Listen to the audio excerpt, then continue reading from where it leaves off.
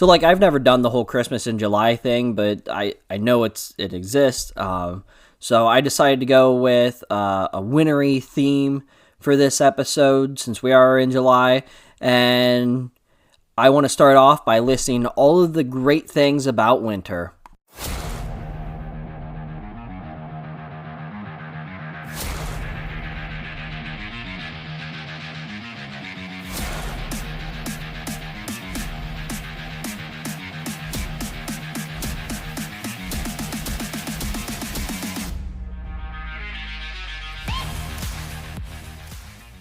Yo, how's it going, everyone? Welcome to Unbuckled Comics, where I read and review comics just for you. I'm your host, Unbuckled Cape, and today we're taking a look at Batman One Bad Day, Penguin, and Batman One Bad Day, Mr. Freeze.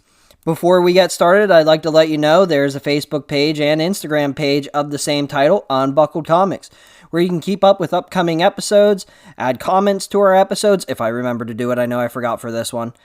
Or even DM me and, just in general, spice up that feed with all the nerdy goodness that I provide. That is enough of that. Let's move on to the topic of discussion here. Batman One Bad Day, Penguin, and Mr. Freeze. Sorry. My throat's a little gunked up today. The Canadian fires got me a little gummed up. Of course, as always, I like to open up the floor to some listener comments and questions before we get rolling into the discussion. We have one comment this week, and it is from Captain Alcatraz. He says, "Hi there, Mr. Cape. Hypothetical situation for you. If you could pick a dream team of heroes from both Marvel and DC, who would be your League of Justice Avengers?" I had a hard time reading that because I see League and I think, Justice League and anyway, he says, "Who would you love to see them fight? I want to see what an unbuckled Secret Wars would look like."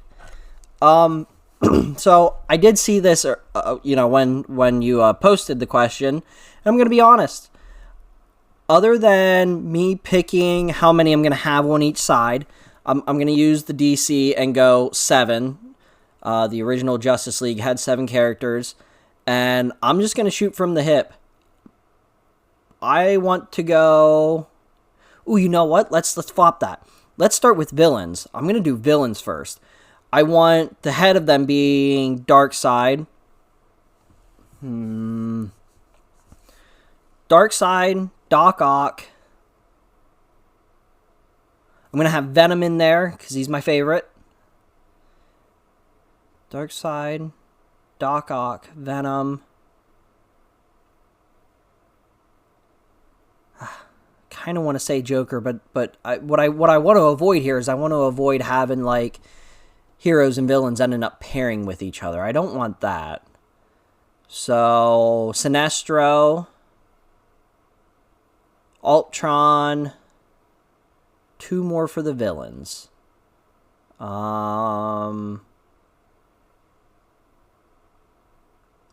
more for the villains. Boy, this is sad. I'm blanking. Ooh, let's go Poison Ivy and Black Manta. So, again, I don't have this written down, but I think I went Darkseid, Doc Ock, Venom. Ooh. Poison Ivy. Oh boy. Black Manta. Oh boy. Oh, Sinestro and Ultron was the other one. So now the heroes. Batman has to be one. Gotta have Superman. Captain America. I want the Human Torch thrown in there. See, Daredevil is one of my favorite Marvel heroes, but I already have Batman. Do I need Daredevil? Probably not. Let's say... I almost said Green Lantern, but I don't want to pair up. Spider-Man. So that's 5. Heroes.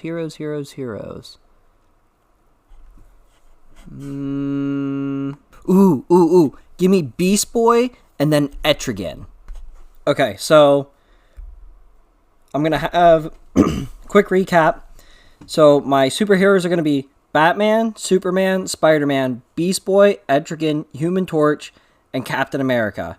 Then for the villains, Darkseid, Ultron, Dr. Octopus, Venom, Sinestro. You know what? I think I'm going to pull an audible. I'm going to have Poison Ivy, but instead of Black Mana, I want to switch it up for Mr. Freeze. Why? Well, because that just makes a perfect segue to get into our episode. Let's go! Alrighty. I'm not sure how much of an intro this needs here, but just in case. This is a collection of one-shot comics spotlighting a single Batman villain and their quote-unquote one bad day, or their equivalent to the Killing Joke story. So just real quick to kind of catch you up, if you haven't already listened to my Riddler and Two-Face one, when I'm doing these, I'm going to continue to couple two of them together. They're quick little one-shots, and it just makes more sense to have two in an episode than having really, really short episodes. Killing Joke is a really famous Joker story. It's the one where he ends up crippling Barbara Gordon, and the whole point of his evil scheme in that one is to drive Jim Gordon insane and basically make Jim Gordon a psychotic murderer just like the Joker. So these are like stories where writers took and said, hey, what if the Penguin had one really bad day?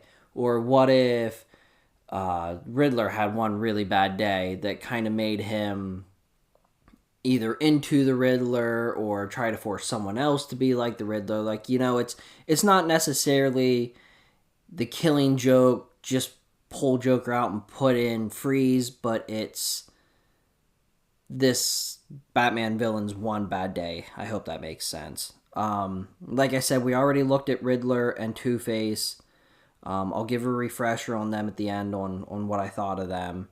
But and if you're listening to this and you haven't listened to the Riddler and Two-Face one, it doesn't matter. These stories aren't connected. Like the biggest connection is the concept of one bad day, and then like the covers, the art for the wording one bad day is the same as wording in the Killing Joke, so it's not that big of a deal. Also, I'm going to keep it as spoiler free as possible. I do talk about the plot, but like with the Penguin one, there's really no spoilers to talk about. I leave the end up. I don't ruin the ending, but just so you know, if you haven't read them yet and you really want to go in completely blind, this probably isn't the episode to listen to. If you haven't read them yet and you're kind of like, well, I would like to know what I'm getting into beforehand, you can listen to this. I'm not going to spoil anything major for you, but I am going to talk about the plot. I lost my place in my notes because I went on a tangent. No, none of that matters. Because first we're gonna start with the Penguin, and as always, we're gonna look at the creative team that made this book possible for us to read, I guess. John Ridley, he is actually a screenwriter. So not just comics screenwriter. Most notable, 12 Years a Slave, which won an Academy Award. I do not remember which one. And then he worked on Batman Second Son, the comic, Wakanda, the comic, and some Future State for DC. And then we have, oh boy, here we go again. Giuseppe Camuncoli. I'm sorry, Giuseppe. He's the artist. He worked on Hellblazer, Amazing Spider-Man, Dakin, The Dark Wolverine, Star Wars, like Darth and Vader, Red Hood and the Outlaws. Then we have Cam Smith, who is also an artist.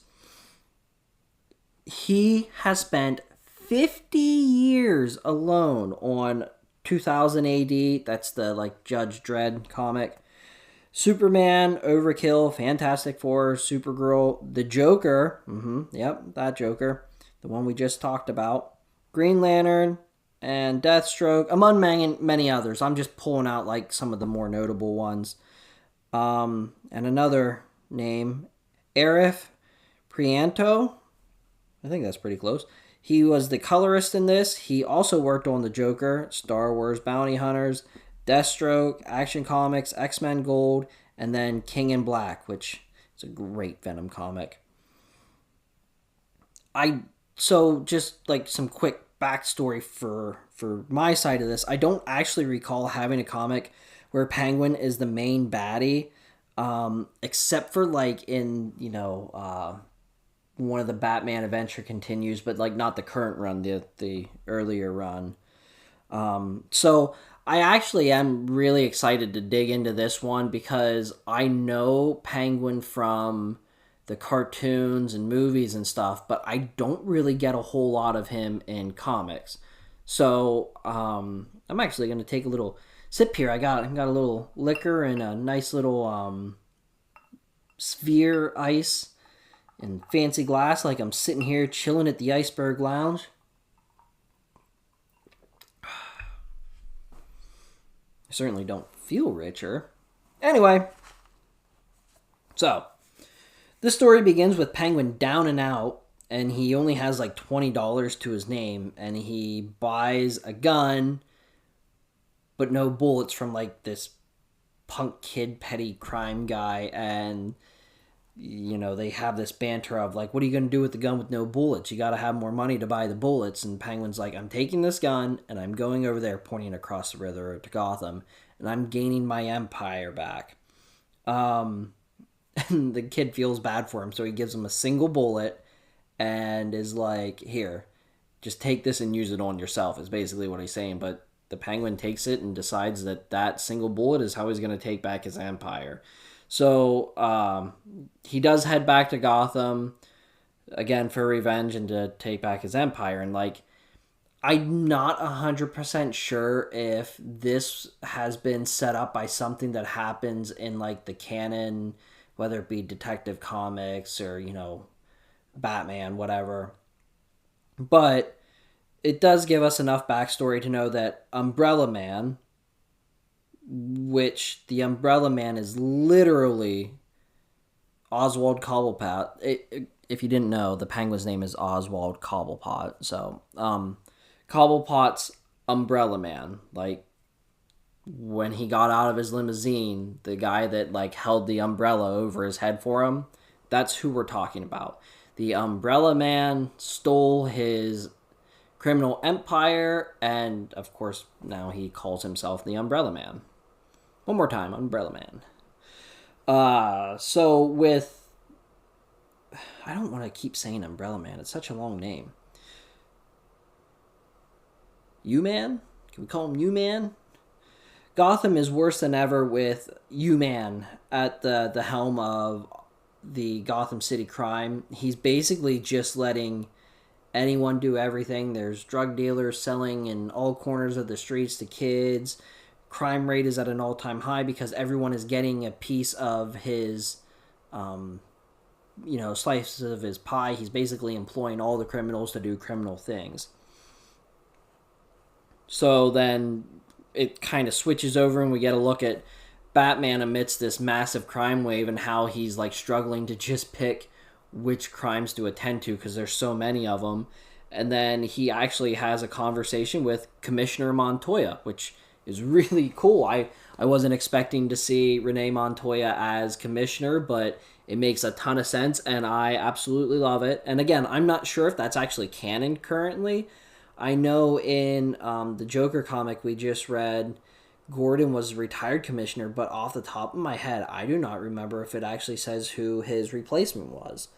But that's really neither here nor there. I love the fact that Renee Montoya becomes commissioner in some comic out there, and we get her in this comic, so that's awesome. So Cobblepot takes this lone gun and lone bullet, and he starts going to people that he used to employ, trying to build a gang.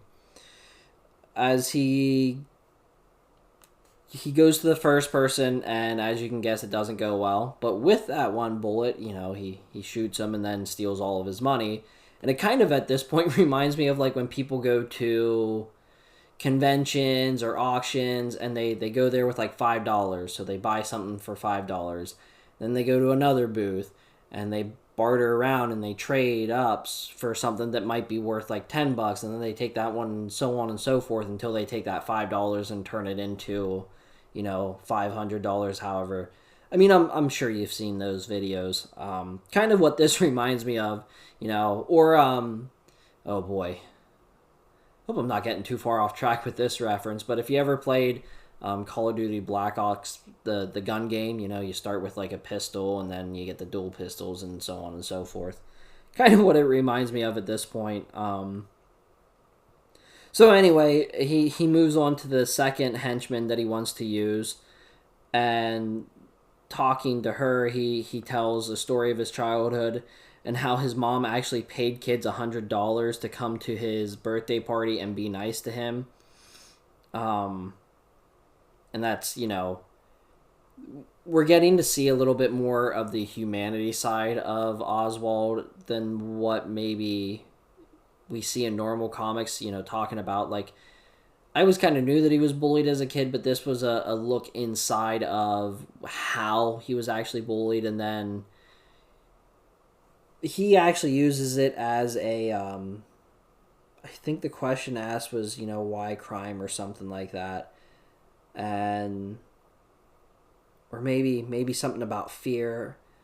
Basically, it turned into, his mom, through paying these kids a bunch of money, taught him that it doesn't matter who the jerk is, as long as the jerk's working for you and you're using them to your advantage, basically. And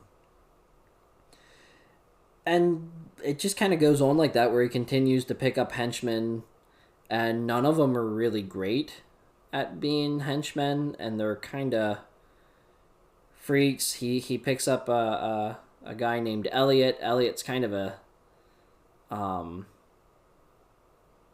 don't want to say schizophrenic, but like he's not a henchman. He's not cut out for the blood, and like his emotions are all over the place, and he kind of has like random panic attacks. I guess not random, but and to be honest, at this point, I'm having fun with the comic, and it is so different from Riddler and Two-Face. Riddler was a very, very dark book, and then Two-Face was kind of a tragic mystery, and this Penguin book is just kind of like a humorous romp. Like we're almost like a buddy cop movie type deal. Like we're going to build up a gang, and there's witty banter and funny jokes in between everyone, and it's way more upbeat than what I would have thought. I thought out of the three of them, this had the potential to be maybe the darkest one out of all of them, but not the case. And then, so we get to see a little bit more of Umbrella Man finally at this point, and I kind of hope he sticks around in the Batman mythos, because I really like him as a villain. He's a cool customer and absolutely ruthless. As Oswald is trying to hire these hit women. There's like this,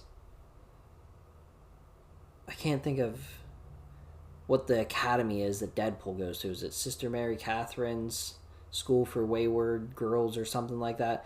Anyway, it's a company that you can actually hire these hitmen out of, and Umbrella Man knows that Oswald is going to go to them, so he sends his crew out to deter them from working with him. And it really turns into just this brutal murder of these guns for hires, and that's really what turns the tide. And I think there's 3 of these hitmen left. They were in a different room when the thugs came in. But anyway, they go to Cobblepot and basically are like, we're in because we want revenge on this guy now too. And there's kind of an odd moment, odd to me, not it flows right in the comic, but just odd to me, where the leader is, obviously upset because her colleagues and friends are all murdered, and Oswald kind of just walks up and is like, under the circumstances, can I give you a hug? And she says yes. I'm not sure what the point of this was. Is it because like he was such a jerk the first time around and they're trying to show us that he learned?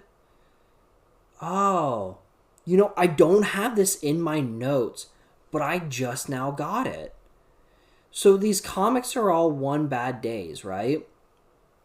And for Riddler, we've seen his one bad day back in the past. For Two-Face, we see how his one bad day is affecting his future in a rather negative way. I wonder if the point of this isn't so that we can see how the Penguin's losing of his empire, his one bad day, has had a positive effect on him and has given him more compassion for the people that work for him.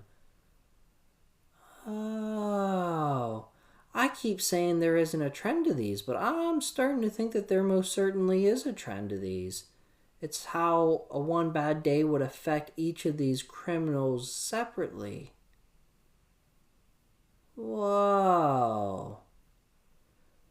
Well, hopefully that doesn't ruin the rest of my notes. Hey, you guys heard it here first. Right here on Unbuckled Comics, the breakthrough of the century. Your host and hero, Unbuckled Cape, discovers the answer to yet another tantalizing mystery. Alright, well, enough pumping my own tires. Let's get back to the show. So, yeah, I'm guessing that the hug shows Oswald Cobblepot, or the Penguins, he's been humbled, and now he's like, he cares more for these people, and he sees how much more valuable people are than he viewed them before. So yeah. So the Motley Crew, and this is getting to the end of the story. The Motley Crew like easily overtakes the Iceberg Lounge, setting up the final duel. That's where I'm going to leave it, because that's the part that's kind of worth reading, and that's what I don't want to spoil. So, as stated earlier, it really is a fun romp that establishes or reestablishes the Penguin as a strong rogue. The part I left out is where you're going to get that. Everything leading up for it, you're kind of like, well, this isn't really going the way I thought it was. It's kind of goofy, kind of this, kind of that. And then the finale, the battle, you're like, oh, okay, nope, I get it now. Yeah, he makes sense. And it ends with him basically showing that he had his really bad day, and he has come back way stronger than before, and he's ready to run Gotham City's underbelly the way that he wants to run it, and there is no one stopping him, not even the Batman. Then in my notes, I actually so let me read you verbatim 3 stories down and 3 very different feels to them. Was Umbrella Man the one that had the bad day? I don't think this is a spoiler, but at the end of this, Umbrella Man definitely did have a bad day, but like we just discovered a few minutes ago, that it's basically how these bad days are affecting these characters. So there you go. That's basically all I got for the Penguin. I'm going to give it my rating at the end. We're going to move on to Freeze. I'm going to take another drink. Sitting here talking away, coat my throat, make sure my vocal cords are nice and lubricated. Because next we're going to talk about one of my favorite Batman villains. I love the tragedy behind Nora Freeze's story. I love his character in Batman the Animated Series. is he not one of the best boss fights in all of video games in Arkham City? I mean, that boss fight is just incredible. And then I also always kind of liked how his motives were so different from everyone else. Two-Face is basically controlled by a flip of a coin. Joker, straight chaos. Jonathan Crane just wants to spread fear. Quickly, give me another villain. Riddler, he just wants to tell riddles. Catwoman's just a thief. Well, I guess she's more out for cheap thrills than anything. Ra's al Ghul is an eco-terrorist that wants to destroy half of the population. Kind of like a whole Thanos thing going on with that guy. Bane just wants to control stuff. So, and Mr. Freeze just wants to cure his wife. And the fact that he just wants to cure his wife is what drives him to villainy, which is so unique to a lot of villains out there. And, you know, if you cross over to Marvel, there's some villains over there that are acting out of the same kind of motive, but I think Mr. Freeze is really unique. And again, I can actually remember being little. I mean, that was the first house, like the house that I lived in when I was born. So this was, a long time ago. We didn't live there very long afterwards. I can remember being in that house and sitting in the basement watching TV. It was a finished basement. Calm down. And I can remember watching the trailers for Batman Sub-Zero, the movie, the Mr. Freeze movie that was tied into Batman the Animated Series. And I'm pretty sure I got it for a birthday present. And I remember watching it quite a bit. I don't remember it so well now. I remember the ending, and that's about it. But maybe I'll do that after I'm done recording. I can go down and watch that. So anyway, not down to the basement, but like downstairs to my living room. I don't watch TV in my basement anymore. I grew up and was graduated to living room. Anyway, the creative team for Batman 1 Bad Day, Mr. Freeze, Gary Duggan, he is the writer and also a photographer. He has worked on titles like Deadpool, the current X-Men run, Nova, current Invincible Iron Man, Batman, Arkham Manor.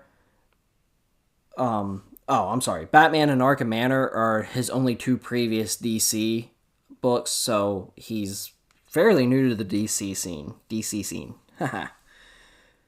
Go figure, I can say that, but not We Review Comics. If you hadn't noticed, I changed it to I Review Comics because I kept going we. Anyway. Mato Scalera is a artist. Worked on Power Rangers. My word, what did I write there? Is lack science? I don't know. Incorruptible, Red Hood and the Outlaws, Magic the Gathering. Then we have Dave Stewart. He is the colorist.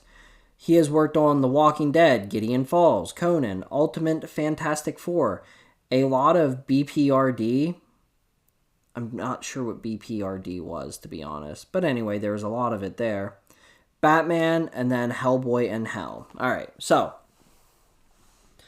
for Batman 1 Bad Day, Mr. Freeze, this is actually really different. And I'm sure I'm going to find that epiphany moment in here somewhere where it ties into the bad day. But this has way more Batman and Robin in it than any of the previous three titles did.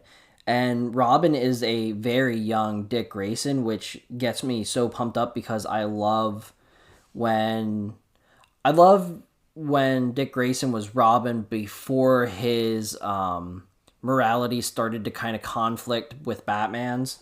So this is awesome. We get I said that, and then my next thing in my notes is how we do get a a really neat look into how a young Robin does question Batman's motives after he uses some carolers as bait to catch a serial killer in Gotham. And like it's almost as if that's the start of where Robin's like, are you sure that this is the right way to do things? And Batman being Batman is my way or the highway. And then this conversation actually carries over into a deeper look into their views of criminals. And Batman kind of just says, throw them all in a hole, lock them up forever. And Robin's like, you don't think any of them are redeemable? Like, not a single one? There has to be someone that can redeem themselves even from, being a supervillain. And after some thought, Batman decides Freeze is the only one who can redeem himself, who is a redeemable character. So Batman and Robin end up setting up a lab for Freeze to work in to save Nora. I like this whole thing so far, like, really kind of lulled me to sleep. I saw it as, instead of one really bad day, it was more or less one really kind gesture. But I did like, it just seemed like Freeze had henchmen, and they were out stealing stuff, presumably to help work on Nora, and Batman and Robin show up to stop them while they are robbing an armored car. And instead of fighting, they're just like, come with me, we have something for you. And they set up in a LexCorp lab and basically give him everything he needs to try and find a cure for Nora's unique condition. But then after 34 failed attempts, Freeze absolutely snaps and just blows up the whole lab. Boom. Batman and Robin track him down for a final confrontation. And it really is unsettling. So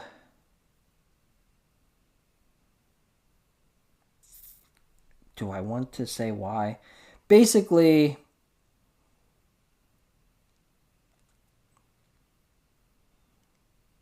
how do I want to do this? Because I don't want to spoil this part. And I wrote it in my notes, like the major spoiler to this, and I don't know why I wrote it like that.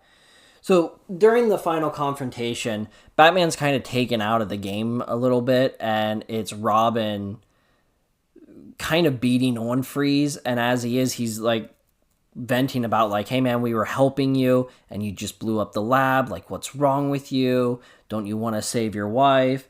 And we actually get a really deep look into Victor Freeze's psyche and his motive as to kind of why he blew up the lab. And when he reveals why he does what he does, it's really striking and incredibly dark. And it's weird because I think I said at the end of our Riddler book that I was hoping that these Batman One Bad Days would become like each character's one bad day story to like jockey themselves as which Batman villain is the most feared or most vicious or something like that. And I don't look at Mr. Freeze as more dangerous now, but my word, do I look at him way more sinister and sick. He's got major issues that I would have never guessed throughout his character, reading comics with him in it, and the shows and whatever. It's quite the twist at the end that just captured me and tickled my funny bone in just the right way.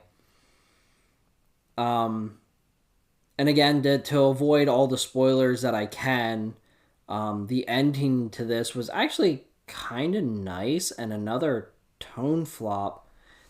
So the beginning of this really started out as a whole redemption story type deal, and then we get to the part where Freeze blows up the LexCorp lab, and it gets super dark super quick.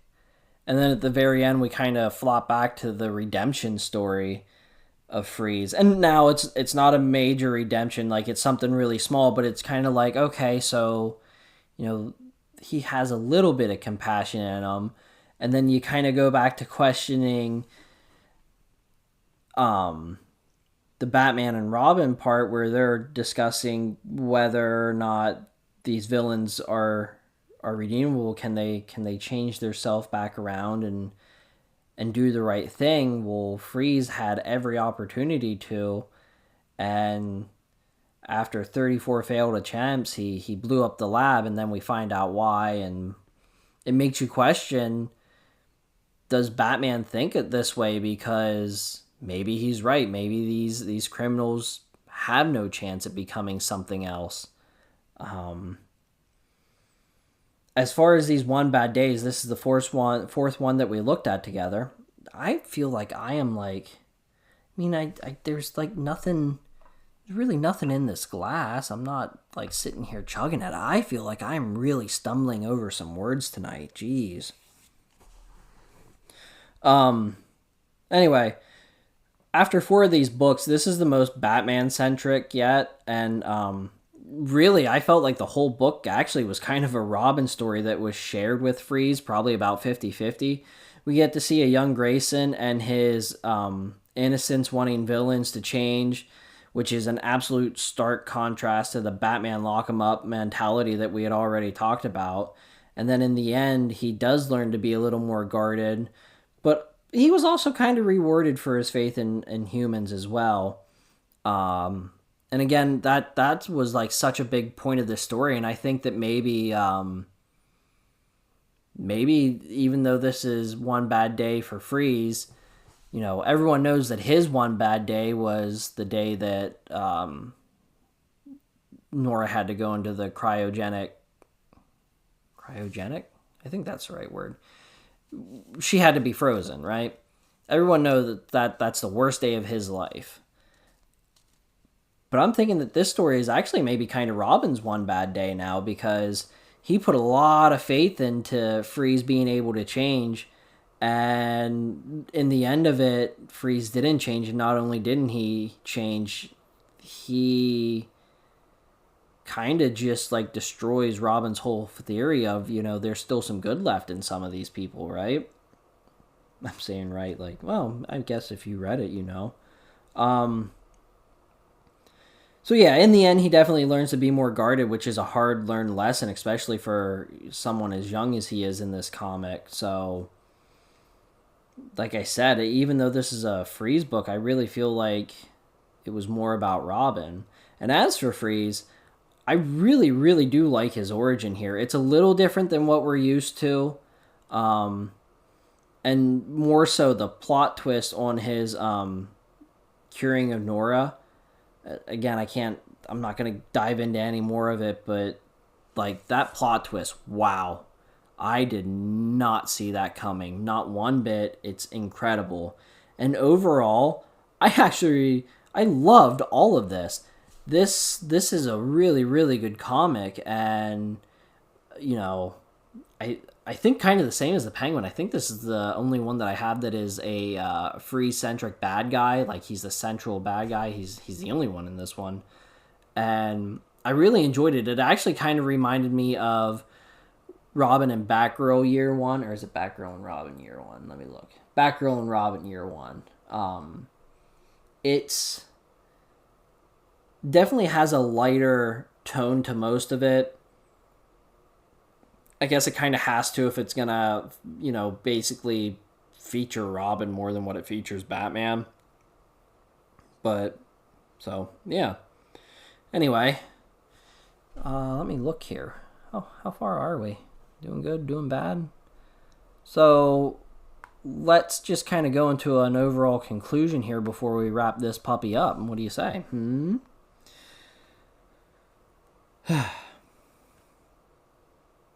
Okay, so really what we have with Penguin and Freeze is 2 lighter stories compared to Riddler and Two-Face, right? And within that, Penguin and Freeze are also on like 2 ends of the spectrum of my liking. Both are good. I'm not saying that there's anything wrong with any of them, but one just scratches that itch way better for me than the other. So, without further ado, I'm going to say pick up Batman One Bad Day Penguin. It's fun. It does kind of require some previous knowledge for the whole Umbrella Man situation. And overall, the story itself doesn't do much for Penguin as a character. Like, the Riddler story, it made him much darker. Two-Face's story, it did something for him that was kind of, I'm not going to say because it was a spoiler.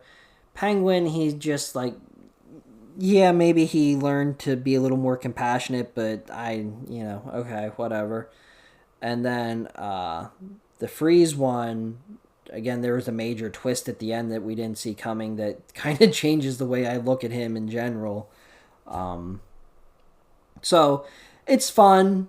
I don't think it's you don't got to run out and buy it this weekend. Pick it up at your leisure, but definitely pick it up.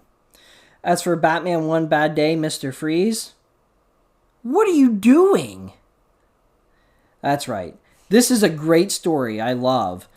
The Batman and Robin relationship is great.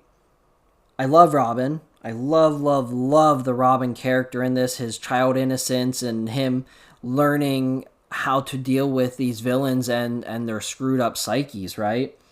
And then they made Freeze's character way scarier without making him more deadly or going way over the top with like a bigger freeze gun. And they found a way to make this dude like real world terrifying. Like, oh man, someone could actually think that way, and that scares me.